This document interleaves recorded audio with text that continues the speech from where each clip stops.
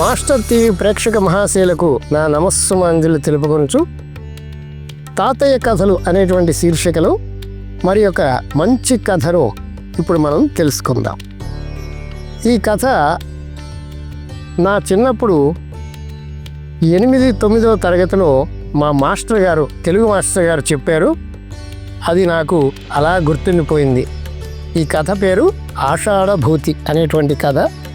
పరవర్తి చెన్నయ్య సూరి గారు అనేక కథలు మనకు అందించారు, నీతి కథలు.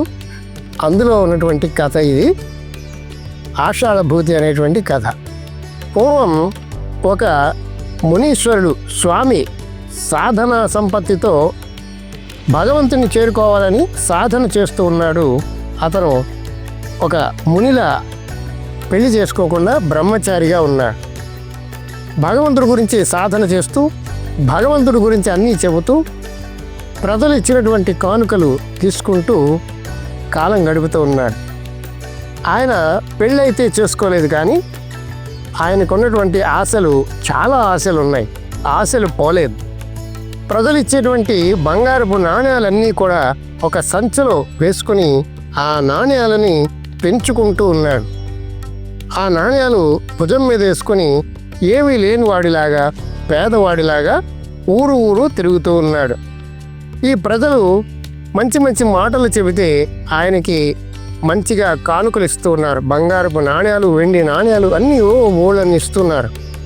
ఈయనకి ప్రజలు ఇచ్చేటువంటి ప్రసాదాలు సరిపోతున్నాయి. ఒక్క రూపాయి కూడా ఖర్చు పెట్టకుండా లోభితనంగా దాన్నంతా దాచుకుంటున్నాడు.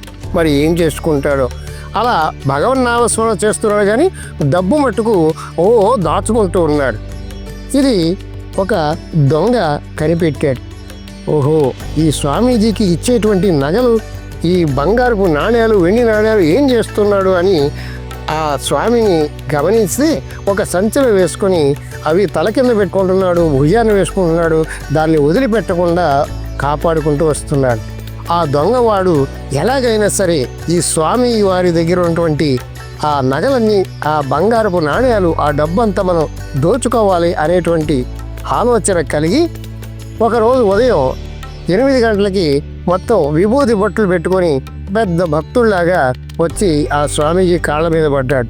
అయ్యా స్వామి, నాకు ఇవి ముందు వెనుక ఎవ్వరూ లేరు. నాకు మీరు మోక్షాన్ని ప్రసాదించాలి, నాకు జ్ఞానాన్ని ప్రసాదించండి అని కాళ్ళు పట్టుకున్నాడు. అని అయితే ఈ రోజు నుంచి నేను చెప్పిన పనల్లా నువ్వు చెయ్యాలి అన్నాడు. అలాగే అని అన్నాడు ఆ ఆషాఢభూతి అనేటువంటి దొంగ. అలా ఇద్దరు అలా కాలక్షేపం చేస్తూ ఊరు ఊరు తిరుగుతూ ఉన్నారు. వెంటనే గురువు గారు ఏం పని చెప్పినా వెంటనే చేస్తున్నాడు. గురువు గారికి అడుగులకు మడుగులెత్తుతూ ఉన్నాడు. ఏ కష్టం రాకుండా చూసుకుంటూ ఉన్నాడు. బాగా నమ్మబలుగుతూ, బాగా నమ్మించేస్తూ ఉన్నాడు ఆ ఆషాఢభూతి, ఆ దొంగవాడు. సరే, ఈ గురువు గారు చాలా లోభి అని చెప్పుకున్నాం కదా, ధనం మీద ఆశ ఎక్కువ ఉంది. ఈ డబ్బు మూట మట్టుకు వీడికి ఇవ్వట్లేదు. ఎందుకంటే ఆయన ఎవరిని నమ్మడు. ఏమో వీడు మంచోడో దొంగోడో తెలియదు, వాడికి ఇస్తే అవి పట్టుకుని పోతే మనం ఎంతకాలం శ్రమ పడింది పోతుంది కదా అనేటువంటి ఆశతో అది భుజాన ఉన్నటువంటి మూట తల కింద పెట్టుకుంటున్నాడు. ఆ దొంగవాడికి ఆ వచ్చినటువంటి ఆషాఢభూతికి ఎప్పుడూ ఇవ్వట్లేదు, వీడి దగ్గరే పెట్టుకుంటున్నాడు. సరే, ఎలాగా ఆ స్వామి దగ్గర మనం ఎలా తస్కరించాలి, ఎలా దోచుకోవాలి అనేటువంటి ఆలోచనతో వీడు సమయం కోసం ఎదురు చూస్తూ ఉన్నాడు. కానీ సమయం చిక్కలేదు. అలా కొంతకాలం గడిచిన తర్వాత వాళ్ళిద్దరూ కూడా ఒక ఊరు వెళ్ళారు. ఊరు వెళ్ళిన తర్వాత అక్కడ ఒక గృహస్థుడు ఈ స్వామిని ఇద్దరినీ కూడా ఆహ్వానించి భోజనం పెట్టాడు. ఆ రోజుల్లో చేపలు, వాళ్ళ ఇంటిలో చేపలు అవి లేకపోవడం వల్ల అక్కడ భోజనానికి కూర్చునే ముందు ఉత్త నేల మీద కూర్చోకూడదు కాబట్టి కొంత గడ్డి వేసి ఆ గడ్డి మీద కూర్చోడు స్వామి అని గడ్డి మీద కూర్చోబెట్టి వారు ఆ గృహస్థుడు పంచభక్ష పర్వణాలు వడ్డించాడు. అన్నీ శుభ్రంగా తిన్నారు వీళ్ళిద్దరూ కూడా. తిని బయలుదేరి అక్కడి నుంచి ఇంకో ఊరు వెళ్ళిపోతూ ఉన్నారు. ఇలా కొంత దూరం వచ్చేసరికి, అలా కొంత దూరం వచ్చేసి ఇంకొక ఊరు సమీపిస్తుండగానే ఆషాఢభూతి స్వామి స్వామి అని కాళ్ళ మీద పడిపోయాడు. ఏమిట్రా, ఏమి జరిగిందిరా ఆషాఢభూతి, ఏమిటి ఎంత బాధపడుతున్నావు అన్నాడు. ఆ వలవల ఏడుస్తూ ఉన్నాడు ఆషాఢభూతి. ఏమిట్రా, నీకేం కష్టం వచ్చింది, ఎందుకు ఏడుస్తున్నావు అని అడిగాడు. స్వామి, నేను ఎంతో తప్పు చేశాను. మనం ఇంతకుముందు భోజనం చేసిన వాళ్ళ ఇంటి దగ్గర భోజనం చేసాం, కూర్చొని భోంచేసాం కదా, గడ్డి మీద కూర్చొని. ఆ గడ్డి పరక నా వస్త్రానికి అంటుకుని వచ్చేసింది స్వామి. ఇది వాళ్ళ గడ్డి పరకని మనం అపహరించడం ఎంతో తప్పని నాకు అనిపిస్తుంది. ఇది ఇచ్చేసి వస్తాను, ఇది ఇచ్చేసిన దాకా నా మనస్సు శాంతి ఉండదు అని చెప్పేసి ఎంత చెప్పినా కానీ పర్వాలేదు లేరా, గడ్డి పరకేగా పోని అన్నాడు. కాదు స్వామి, ఏ గడ్డి పరక చిన్న వస్తువు అయినా సరే ఇతరులు నేను అపహరించకూడదు. అలా అపహరిస్తే నాకు మోక్షం ఎలా వస్తుంది స్వామి? ఇది వాళ్ళకి ఇచ్చేసి వస్తాను, వాళ్ళ గడ్డి పరక వాళ్ళకి ఇచ్చేసి వస్తానని ఆ గడ్డి పరకని చేతితో పట్టుకుని అలా నడుచుకుంటూ వెనక్కి వెళ్ళాడు. అప్పుడు ఈ స్వామి, ఎవరే తొందరగా రారా, నేను ఇక్కడే ఉంటాను అని అక్కడ ఒక చెట్టు కింద కూర్చున్నాడు. అప్పుడు ఈ స్వామి అనుకున్నాడు, ఆహా, వీడు ఎంత విశ్వాసం కలిగినటువంటి వాడు, ఎంత 24 క్యారెట్స్ మనస్సు ఉన్నటువంటి వాడు, వీడు చాలా గొప్పవాడు, చాలా బుద్ధిమంతుడు, వీడు దొంగవాడేమో అని నేను అనుమానించాను, కానీ అనుమానించక్కర్లేదు అని నిర్ణయానికి వచ్చాడు.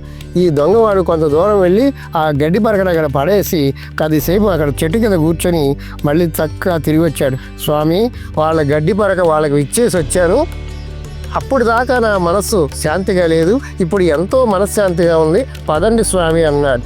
అప్పుడు ఈ మునీశ్వరుడు అనుకున్నాడు, వీడితో ఏ ప్రమాదం లేదు, ఈ డబ్బు మూట వీడికి ఇచ్చినా పర్వాలేదు అనుకుని ఆ భుజాన మొయ్యలేక మోస్తూ ఉన్నటువంటి ఆ ధనాన్ని, అరే నాయనా, ఈ మూట నువ్వు కొంచెం మొయ్యిరా, మోసుకురా అని చెప్పేసి వాడి భుజానికి ఎత్తాడు. భలే మంచి అవకాశం దొరుకుతుంది అనుకున్నాడు ఆషాఢభూతి. అలా కొంత దూరం నడిచి వెళ్ళిన తర్వాత సంధ్యా సమయం అయింది. సంధ్య వార్చుకోవడానికి ఈ మునీశ్వరుడు, నాయనా ఇక్కడే ఉండరా, నేను సంధ్య వార్చుకొని వస్తాను అని చెరువులోకి దిగాడు. ఇదే అదనుగా భావించి వాడు ఆషాఢభూతి అనేటువంటి వాడు ఆ డబ్బుతో పరారయ్యి వెళ్ళిపోయాడు. అలా ఆ మునీశ్వరుడి దగ్గర ఆ డబ్బంతా అలా దొంగిలించాడు. అలాగే ఈ రోజుల్లో కూడా మనకి ఎంతోమంది మనల్ని మోసం చేయడానికి మనకెంతో నమ్మిన బంటుగా అన్నీ మనకి సమకూరుస్తూ, మనకి ఎక్కడ అనుమానం రాకుండా మన వెనకాలే ఉంటూ మన యొక్క ధనాన్ని అపహరించేటువంటి దుర్మార్గులు కూడా ఉంటారు. అందుచేత చాలా జాగ్రత్తగా ఉండాలి అనేటువంటి నీతిని ఈ కథ ద్వారా మనం తెలుసుకోవాలి. ఇలాంటి ఆషాఢభూతులు ఇప్పుడు ఎక్కువగా ఉన్నారు. అందుచేత మనం అందరూ చాలా జాగ్రత్తగా ఉండాలి. స్వస్తి.